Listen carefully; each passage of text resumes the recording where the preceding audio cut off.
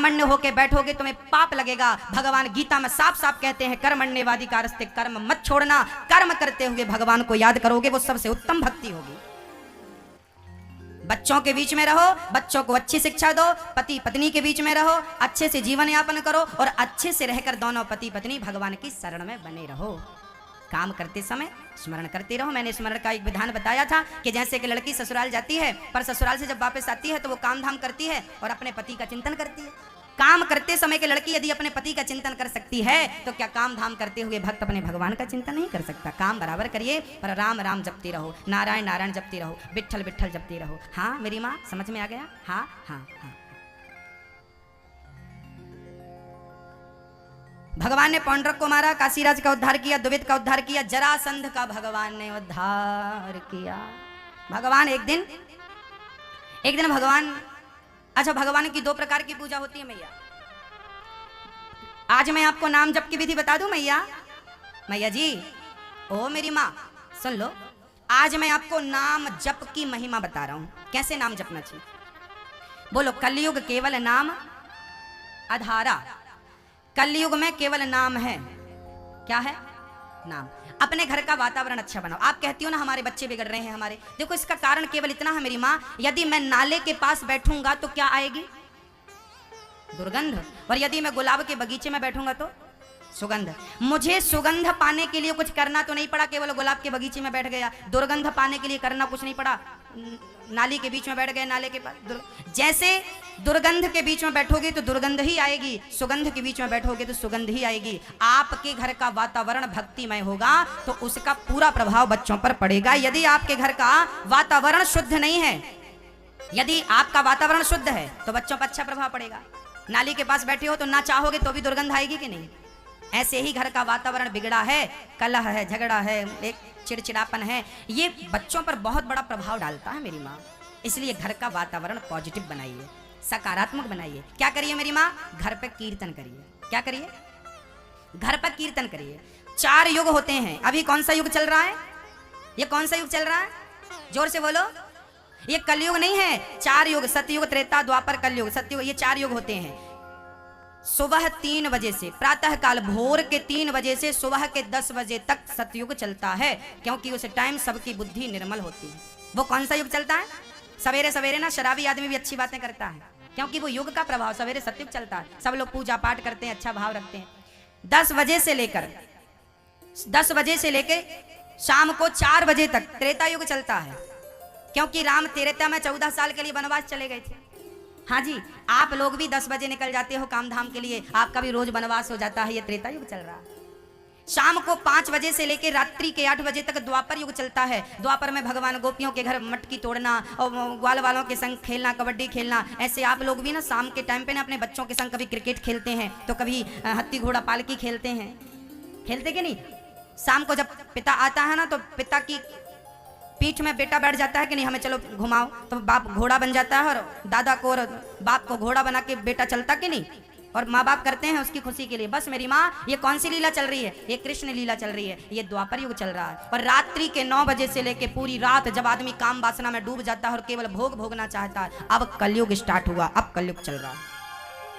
हृदय में जब धर्म जागता है तो सतयुग स्टार्ट हो जाता है। हृदय में जब कर्म की भावना जागती है तो त्रेता युग चालू हो जाता है। हृदय में जब प्रेम जागता है तो द्वापर युग स्टार्ट हो जाता है। और हृदय में जब काम वासना जागती है तो कलयुग स्टार्ट हो जाता है। दिन के 12 बजे तुम्हारे भीतर काम वासना जाग जाए तो समझ लेना कलयुग स्टार्ट हो गया, और रात के 2 बजे धर्म जाग जाए तो समझ लेना सतयुग स्टार्ट हो गया आपके हृदय में। ये 24 घंटे में चारों युग चलते हैं, अपने अपने समय पे चलते हैं। आपकी मानसिकता पर निर्भर करता है कि आप किस युग में रहना चाहते हैं।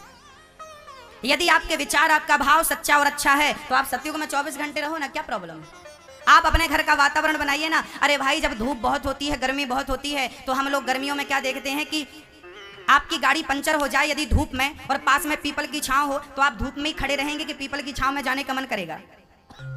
गर्मी सब जगह होती है, पर पीपल की छांव में ना गर्मी का प्रभाव जरा कम होता है। ऐसे ही कलयुग सब तरफ है, पर जहाँ कथा कीर्तन सत्संग भजन ज्यादा होता है ना, वहाँ कलयुग का प्रभाव कम होता है। जहाँ कथा कीर्तन सत्संग भजन है वहाँ कलयुग का प्रभाव 0 हो जाता है, कम, कोई प्रभाव नहीं पड़ता। कलयुग उन्हें ज्यादा परेशान करता करता है जो जो कथा कीर्तन भागवत से नहीं जुड़े, जो कथा भागवत के प्रेमी आप लोग हैं, आपको कलयुग क्या बिगाड़ेगा आपका? आप तो कथा से जुड़े हुए लोग हैं। इसलिए रोज कीर्तन करना अपने घर पे। कीर्तन कहते हैं कि 8 महीने तक मुंह से कीर्तन होना चाहिए। कहां से? मुंह से कीर्तन होना चाहिए। कैसे? श्रीमन नारायण नारायण नारायण। ये रोज कीर्तन घर पे करना। बैठ जाना, बच्चों को बिठा लेना और ठाकुर जी की सेवा के बस श्रीमन नारायण नारायण, आंख बंद कर लेना, बस भूल जाना सब। 5-10 मिनट के लिए भूल जाना, उसका प्रभाव देखना 15 दिन में दिख जाएगा। श्रीमन नारायण नारायण नारायण। गाओ श्रीमन भजमन नारायण नारायण नारायण, भजमन नारायण श्रीमन नारायण नारायण। ये कीर्तन है। ये क्या है मेरी माँ? ये कीर्तन ये कहां से हो रहा है? ये मुंह से हो रहा है। कहां से करना? 8 महीने आपको कीर्तन मुंह से करना है। श्रीमन नारायण नारायण नारायण। नाम जब कहां से करना है? मुंह से। उसके बाद 8 महीने के बाद जब आप रेगुलर नारायण नारायण का जाप कर लोगी ना, तो अपने आप फिर आपका मुंह नहीं बोलेगा, फिर आपके कंठ से आवाज निकलेगी। फिर आप साइलेंट चुप रहो। अब बोलो नारायण। मुंह नहीं खोलना, होंठ नहीं हिलनी चाहिए आपकी। बोलो नारायण, कंठ से यहां से बोलना। बोल रहे हो कि नहीं? बोल रहे हैं ना? निकल रही है ना आवाज? परंतु ये थोड़ा कठिन है। ये सरल था, नारायण नारायण नारायण नारायण, पर यहां से बोलना जरा कठिन। नारायण चल रहा। कहते हैं 8 महीने तक मुंह से जपो भगवान का नाम। उसके बाद 8 महीने के बाद 16 महीने तक कंठ से जपना। कहां से जपना? कंठ से। उसके बाद 16 महीने के बाद फिर कंठ से नहीं, फिर अपने मन को अपने हृदय में केंद्रित करना। फिर हृदय से जप होना चाहिए। अब कंठ से नहीं। अब कहां से जप रहे हैं हम? नारायण। कहां से? हृदय से। जप चल रहा। उसके बाद आप अपने मन को अपनी नाभि मंडल में केंद्रित कर देना। कहां? नाभि। अपनी नाभि मंडल में मन को केंद्रित कर देना। और उसके बाद जिस दिन तुम एक नारायण का नाम नाभि मंडल से निकाल लोगी ना माँ, उस दिन क्या होगा? उस दिन आप मत जपना, आपके रोम रोम से नारायण नारायण की ध्वनि निकलने लग जाएगी। ऐसा संतों ने किया। ये योग है। महाराष्ट्र में जनाबाई नाम की एक महिला थी। उसके कंडों से बिट्ठल बिट्ठल की आवाज आती थी। कंडे, ओपले, गाय का गोबर वो थापती थी ना, ओपले बनाती थी कंडे, तो उसके कंडे कोई कान में लगाता था ना, तो उसके कंडों से आवाज आती थी बिट्ठल बिट्ठल बिट्ठल बिट्ठल। ये कपोल कल्पना नहीं है मेरी माँ, ये सच्ची कलयुग की घटी घटनाएं हैं कि उस नाम का इतना प्रभाव है। यदि नाभि मंडल तक आपका मन चला गया केंद्रित होकर, तो आपके रोम रोम से नाम निकलेगा और जिसे आप टच कर देंगे ना, छू देंगे, वो राममय हो जाएगा। ये भक्ति की परम बात। वो स्थिति आप प्राप्त कर सकते। मैंने तो उपाय बता दिया, इस प्रकार करना है। हम अभी प्रयासरत हैं। हाँ, कोशिश है कि आखिरी श्वास तक ये सब पूरा हो जाए। ये कोर्स है हमारा। मरने के पहले सब कोर्स पूरा करना है। बिना कोर्स पूरा करे मर जाएंगे तो आने का क्या मतलब? हाँ मैया, आप भी कोर्स पूरा। अब बूढ़ी बूढ़ी माता है, तुम बहू की पंचायत ना करो, कोर्स पूरा करो अपना नाम जप का। हाँ, धीरे धीरे नाम जपो। पहले मुंह से जपना है, फिर कंठ से जपना है, फिर मन को हृदय में स्थापित करना है। आखिरी स्थिति है नाभि में आपका मन चला जाए और फिर वहां से रोम रोम से फिर देखना, आपको आनंद आएगा। फिर भक्ति में स्वाद मिलेगा। हाँ, आदमी अभी कई लोग कहते हैं गुरुजी हमारा मन भटकता है, मन भटकता। हम पूजा में बैठते हैं, मन भटकता। आपका जो मन भटकता है ना मेरी माँ, वो आपकी सफलता है। वो क्या है आपकी? वो क्या है? जोर से बोलो। वो आपके भजन की सफलता है। आप कहेंगे गुरुजी मन तो भटक रहा। हाँ, अच्छा एक बात बताओ, आपके कमरे में बहुत दिनों से धूल जमी है, आपने घर में कदम नहीं रखा, 10 महीने से घर बंद है। आज जब घर में आप घुसे और झाड़ू उठाई, तो धूल में जैसी झाड़ू गई तो धूल उड़ेगी कि नहीं? और उड़ उड़ के आपके मुंह पे, आपकी आंख पे, आपके कान पे आएगी कि नहीं? वो धूल आपको परेशान करेगी ना। वो कहेगी कि हम तो यहाँ थी, तुम काहे आ गए, तुम जाओ, हमें यहीं रहने दो। आप उसे निकाल के भगा रहे हैं ना, तो वो आपका आंख मुंह कान सब बंद कर रही है। ऐसे ये जन्म जन्म के पाप हमारे भीतर बसे हैं। जब हम भजन करते हैं ना, तो वो निकल कर भागते हैं, मन भटकता है, भागने लगता है कि ये पाप भाग रहे हैं, मन भागने लगता है। भागने दीजिए, 1 महीने तक मन को भागने दीजिए, पूजा में बैठे रहिए। 2 महीने तक मन को भटकने दीजिए, तुम राम राम जपो, मन भटके सो भटके। धीरे धीरे धीरे धीरे आपका मन केंद्रित हो जाएगा और मन पूजा में लगने लगेगा। शुरुआती दौर पे ऐसा होता है, गलत नहीं है, सही है। ये तुम्हारी सफलता है, ये पहली सीढ़ी है। पहली सीढ़ी ऐसी ही होती है। मन बहुत भटकता है, फिर भी बैठो, राम राम जपो। धीरे धीरे कंट्रोल होगा। जन्म जन्म से भटका है ये मन, जन्म जन्म के कुसंस्कार अंदर समाये हैं। अब वो पाप भागेंगे, निकलेंगे तो मन तो भटकेगा।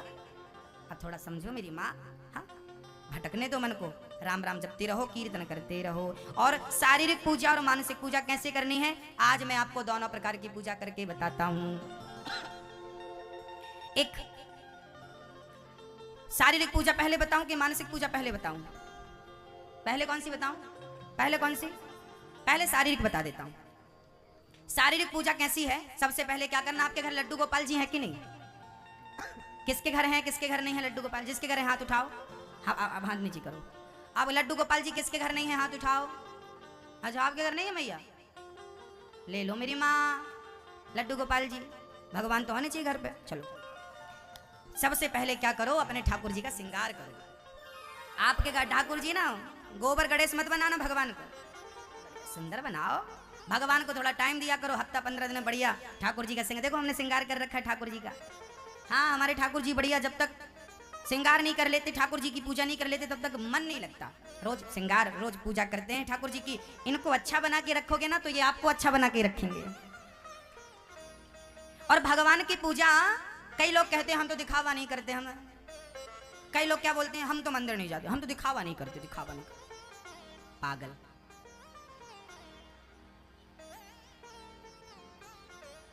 दिखावा नहीं करते।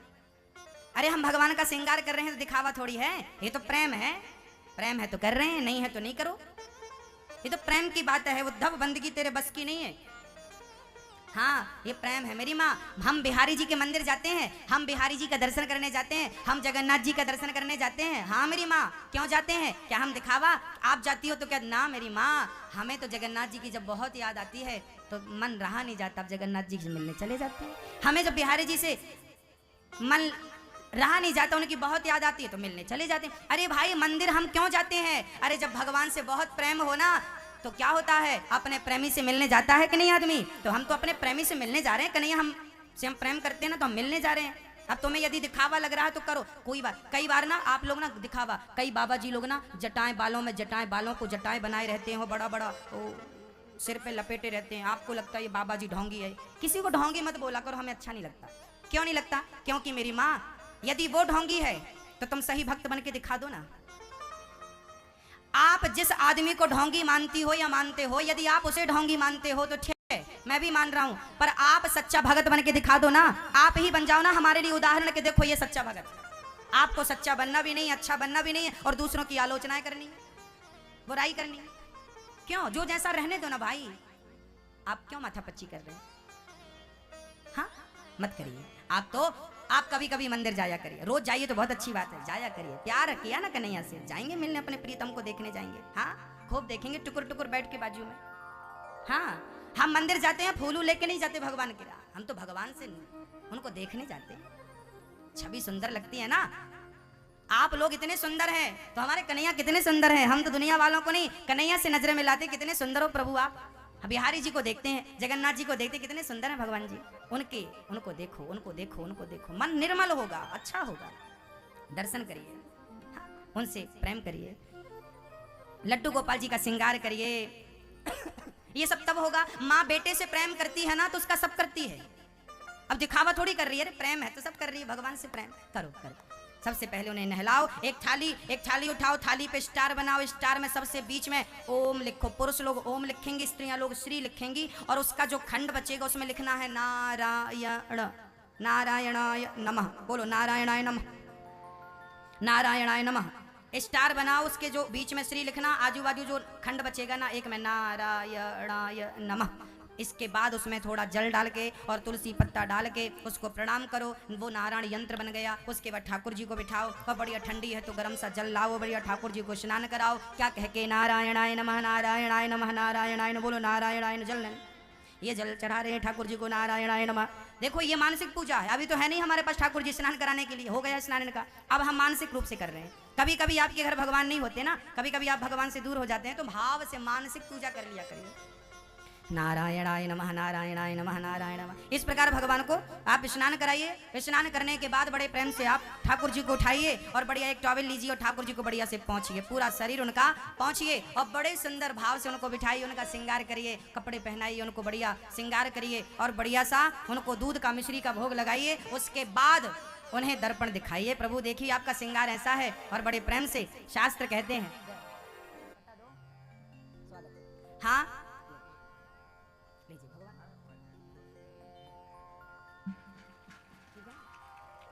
स्वागत, बैठिए। बड़े प्रेम से ठाकुर जी को आप पूजा करिए, उनको भोग लगाइए और बड़े भाव से उनका पूजन करके अब आरती उतारिए और प्रार्थना जरूर करिए। हे प्रभु मैं पतित हूँ, मुझे पावन कीजिए, मैं अंधकार में हूँ, मुझे प्रकाश की ओर ले जाइए। प्रभु मैं आपके योग्य नहीं हूँ, अपने योग्य बनाइए और प्रार्थना करिए, प्रभु मुझे अपनी शरण में ले लो, मैं आपकी शरण में हूँ। हरि शरणम हरि शरणम। ठाकुर जी से कहो कि हे प्रभु मैं आपको कभी भूलूं नहीं, बोलो हे प्रभु मैं आपको कभी भूलूं नहीं। इस प्रकार भगवान की पूजा करो और कभी अमावस पूर्णिमा ना भगवान को नाच के भी दिखाया करो। भागवत के एकादश स्कंद में लिखा है कि अमावस पूर्णिमा को ना भगवान के सामने आज बढ़िया भजन चलाओ मोबाइल पे और बड़ा सारे लोग बच्चों सहित पति पत्नी सास ससुर सब लोग मिलो और आज ठाकुर जी को जरा नाच के दिखाओ। मीराबाई नाचती थी कि नहीं? किसके लिए नाचती थी? अरे वो जमाने को खुश करने के लिए नहीं, वो तो गिरधर गोपाल को खुश करने के लिए मीराबाई नाचती थी। तो कभी अपने घर पे जमाने के लिए नहीं, जरा सभी लोग भाव से हाथ पकड़ के और प्रेम से हरे राम के कृष्ण कृष्ण के नारायण के संकीर्तन में जरा नाच के दिखाओ ठाकुर जी को ना। अच्छा कभी कभी माँ बोलती है अपने बेटे को, बेटा नाचो। बच्चा नाचता कि नहीं?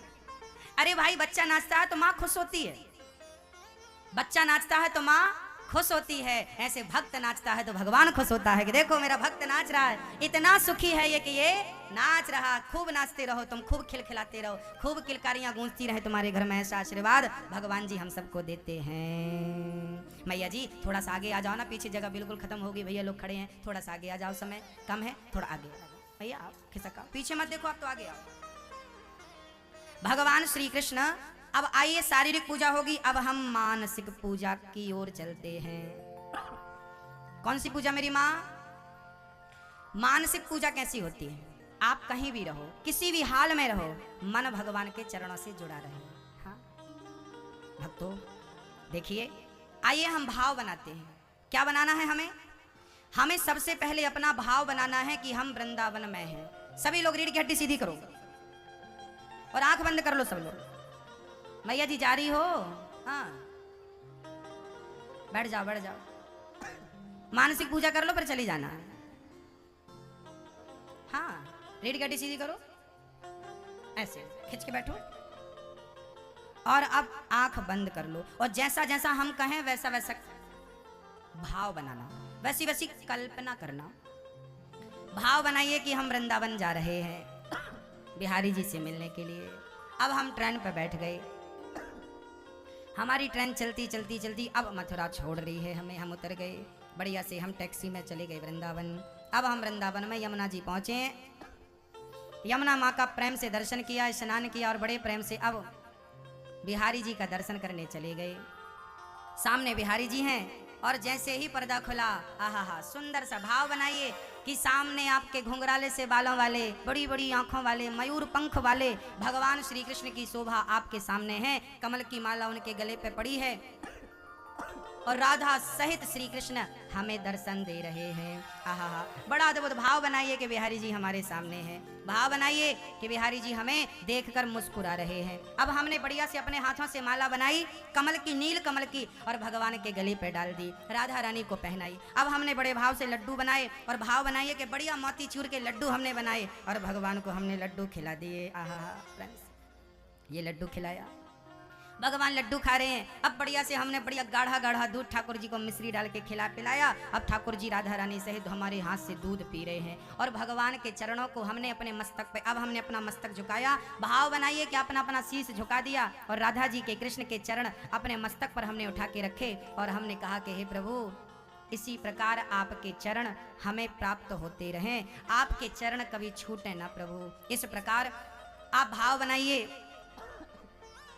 कि माँ यशोदा अपनी गोद में बिठा के कन्हैया को मक्खन खिला रही है। आप भाव बनाइए कि आपकी गोद पे कन्हैया बैठे हैं और वो आप अपने हाथ से यशोदा बनकर उन्हें मक्खन खिला रही हो। ऐसा भाव बनाइए कि आप उन्हें मक्खन खिला रहे हैं। अब भाव बनाइए कि वो आपके घर आकर मटकी तोड़ रहे हैं और आप चुपचाप उन्हें देख रहे हैं, इस लीला का दर्शन कर रहे हैं। आप भाव बनाइए कि भगवान ने एक उंगली से पूरा गोवर्धन उठा लिया और आप सभी, हम सभी गोवर्धन की तलहटी पर नीचे हैं और उन्होंने गोवर्धन उठा रखा है। एक हाथ ऊपर, दूसरा हाथ अधरों पे रखा है और बंसी की तान सुंदर सी कानों में सुनाई पड़ रही है। उनका एक पांव टेढ़ा सा करके दूसरे पांव के ऊपर रखा है और भगवान टुकुर टुकुर हमें निहार रहे हैं, देख रहे हैं। ऐसा भाव बनाइए। अब आप भाव बनाइए कि सोने के सिंहासन पर राधा जी कृष्ण जी बैठे हैं और हमने वो सिंहासन अपने मन मंदिर में बिठा रखा है। भाव बनाइए कि हमारे हृदय में राधा और कृष्ण बैठे हैं, हम उनको स्मरण कर रहे हैं, उनके चरणों में प्रणाम कर रहे हैं और कह रहे हैं कि हे प्रभु, आप ही हमारी माँ हो, आप ही हमारे पिता हो। हे श्याम सुंदर, हे नंद नंदन, हे पतित पावन, हे भक्त वत्सल, हम आपके योग्य नहीं है प्रभु। हम जन्म जन्म के पापी हैं, अधर्मी हैं, हमारे अंदर क्रोध है, काम है, लोभ है। हे प्रभु, मुझे अपने योग्य बनाइए। हे प्रभु, मुझे अपने योग्य बनाइए। हे प्रभु, मैं आपके योग्य नहीं हूँ, मुझे अपने योग्य बनाइए प्रभु। इस प्रकार भगवान से कहिए, हे प्रभु, आज मैं अपने आप को आपके चरणों में समर्पित कर रहा हूँ। ऐसा भाव बनाइए कि हमने अपने आप को भगवान के चरणों में सौंप दिया है और कहो कि प्रभु, आज से हम आपके और आप हमारे। सभी लोग बोलिए, हे प्रभु, आज से हम आपके, आप हमारे, हम राम जी के, राम जी हमारे। हे प्रभु, मैं आपको कभी भूलूं नहीं। इस प्रकार कहीं भी रहो, किसी भी हाल में रहो, पर मन से भगवान की पूजा करते रहो, भगवान का चिंतन करते रहो, भगवान को भाव के लड्डू खिलाओ, भगवान को भाव से पूजा करो। शारीरिक पूजा भी जरूरी है पर मानसिक पूजा। द्वारिकाधीश भगवान भक्तों, उसके आने पे रोया। सुदामा मित्र से विदा मांग रहे, मित्र बहुत दिन हो गए, आज्ञा दो।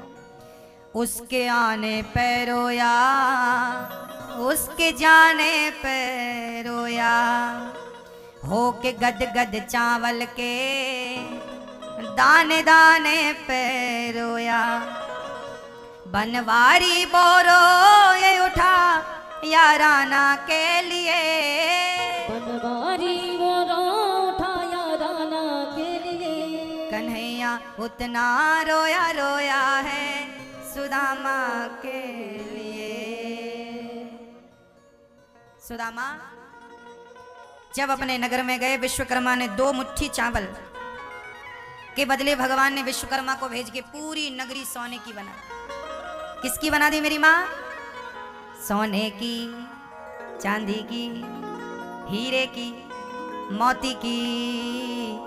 सुदामा बड़े प्रेम से अपने नगर में जीवन यापन करने लगे। पूरा समय व्यतीत करके भगवान के निज धाम को गए हैं। एक दिन भगवान अपने पुत्र पौत्रादियों को लेकर भगवान सुंदर सी लीला करते हैं।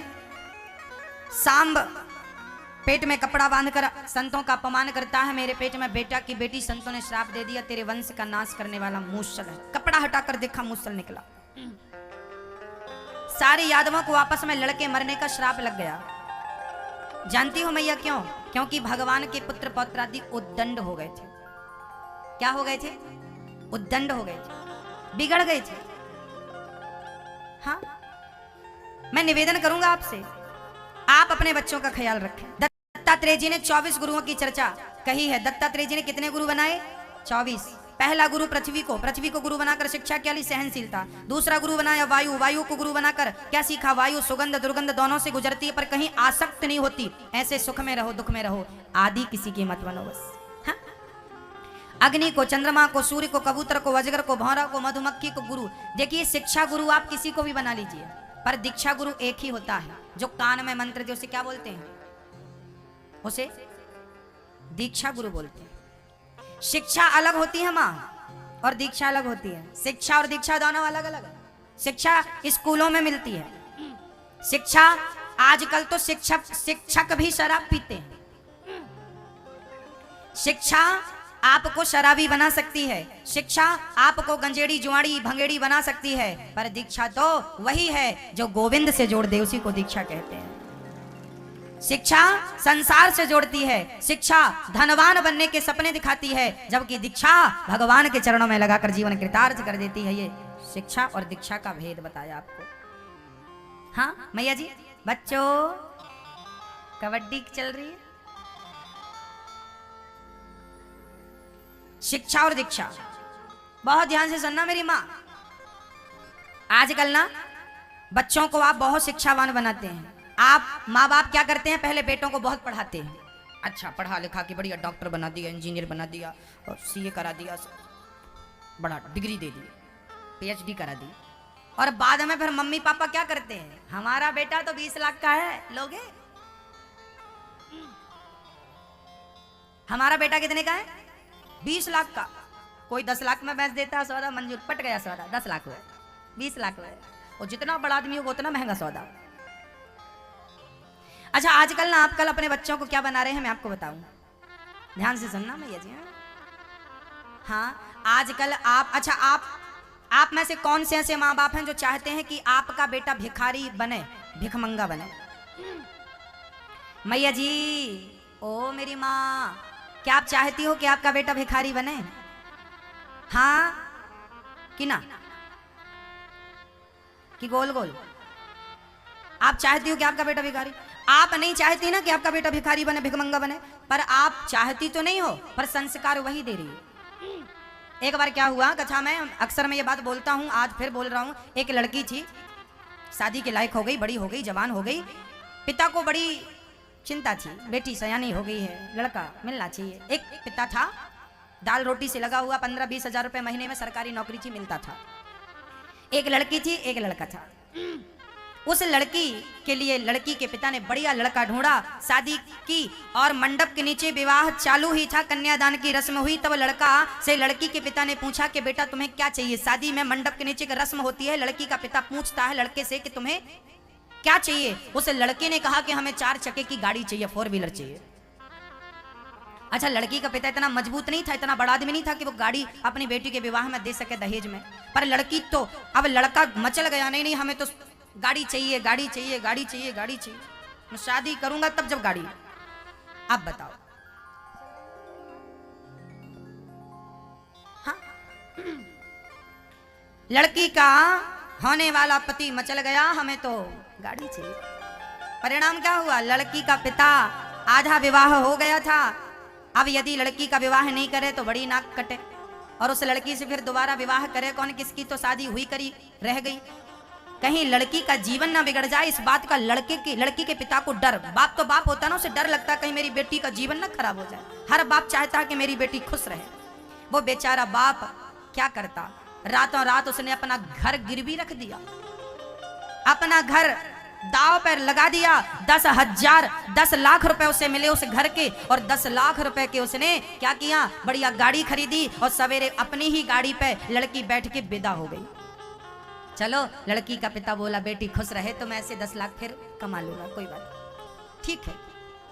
एक दिन क्या हुआ, लड़का और लड़की से बोला चलो आज तुम्हें हम सैर करा के लाते हैं। लड़का गाड़ी ड्राइव कर रहा था, लड़की बाजू की सीट पर बैठी थी। लड़का बड़ी तेज गाड़ी चलाया, लड़की ने कहा धीरे चलो, आहिस्ता चलो, दुर्घटना हो सकती है। लड़का जाने दिया। तब क्या हुआ, सामने से एक भिखारी अपाहिज था, एक पांव टूटा था, बैसाखी थी, वो सड़क पार कर रहा था। तभी साहब गाड़ी लेकर आए और सामने भिखारी को देखकर गाड़ी पे ब्रेक पे पांव रखा, गाड़ी रोकी, रुकती गाड़ी बिल्कुल बच गया। भिखारी टच होते बच गए, अभी मर जाता। अब साहब ने गाड़ी के बाहर आकर जो भिखारी को डांटा, मूर्खो तुम जैसों के कारण यहाँ पर दुर्घटनाएं होती हैं, क्या जरूरत थी रोड पार करने की? अंधे हो गए, फूट गई तुम्हारी, कमा के खाते नहीं हो, भीख मांगते रहते हो। लड़की बाहर आई, जल्दी से 100 का नोट निकाला, भिखारी को दिया, हाथ जोड़ा, भैया नाराज मत होना, आप जाइए। लड़की का पति बिगड़ गया, क्या जरूरत थी तुम्हें 100 रुपए देने की, तुम्हारे इस कारण इनका मनोबल बढ़ता है भीख मांगने का। उस लड़की ने बड़ा प्यारा जवाब दिया कि बहुत बढ़िया बात कह रहे हो, अरे भाई ये अपाहिज है, इसे तो जरूरत है भीख मांगने की, क्योंकि ये अपाहिज है, पर तुम्हारे तो दोनों पांव थे, फिर भी तो जरूरत पड़ी ना तुम्हें भीख मांगने की। ये मंदिर के बाहर मांगता है तो मंडप के नीचे मांगते हो, ये भिखारी तो तुम कौन से दाता हो, तुम भी तो भिखारी हो। भिखारी केवल उन्हें नहीं कहा जाता जो मंदिर के बाहर भीख मांगते हो, भिखारी उन्हें भी कहा जाता है जो बहुत बड़ी पढ़ाई लिखाई करके बड़े आदमी बनके और दहेज की भीख मांगते हैं, उन्हें बहुत बड़ा भिखारी, इन्हें भिखारी ने भिखमंगा इनको ही बोला जाता है। मंदिर के बाहर वालों को भिखारी बोला जाता है और दहेज मांगने वालों को भिखमंगा बोला जाता है। तो आप लोग मांगते हैं कि नहीं? अपने बेटों को, मेरी माँ मेरी बहनों, अपने बेटों को अपनी बेटियों को इतना योग्य बनाना, इतना योग्य बनाना अपने बच्चों को कि उन्हें किसी के सामने झोली फैलाने की जरूरत ना पड़े, वो खुद कमा के खाएं, किसी पर निर्भर ना रहें, इतना संस्कार इतनी योग्यता बच्चों को देना। ये दहेज की परंपरा हमारी समाज को दीमक की तरह खाए जा रही है, खाए जा रही है। ये गलत है या सही है बताओ, हाँ या ना? हाँ ना, सही है या गलत है? दहेज नहीं लेना चाहिए, सही है? दहेज नहीं देना चाहिए, सही है? हाँ कि ना? तो आज से कौन कौन कसम खाएगा कि हम